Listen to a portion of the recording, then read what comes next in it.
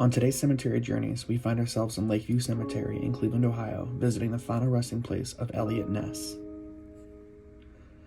Eliot Ness was born April 19, 1903, and was an American Prohibition agent known for his efforts in bringing down Al Capone while enforcing Prohibition in Chicago. His heroics as the leader of a team of law enforcement agents known as the Untouchables was later documented loosely in the film of the same name starring Kevin Costner.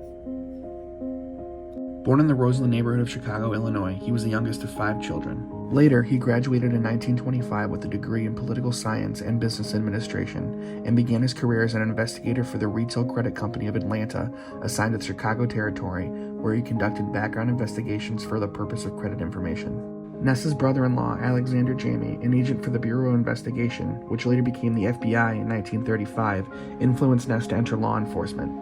Ness joined the U.S. Treasury Department in 1926, working the Bureau of Prohibition. In March of 1930, efforts to take down Al Capone ramped up, and Ness was put in charge, creating a reliable team that would stay away from corruption and bribes and would later be known as the Untouchables. In December of 1935, Cleveland Mayor Harold H. Burton hired Ness as the city's safety director, when put him in charge of both the police and the fire departments.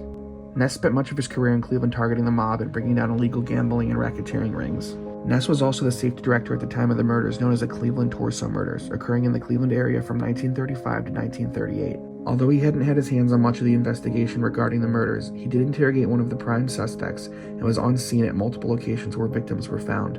On May 16, 1957, Ness collapsed and died of a heart attack at his home in Cartersport, Pennsylvania. His body was cremated and his ashes were scattered in one of the small ponds on the grounds of Lakeview Cemetery in Cleveland, Ohio.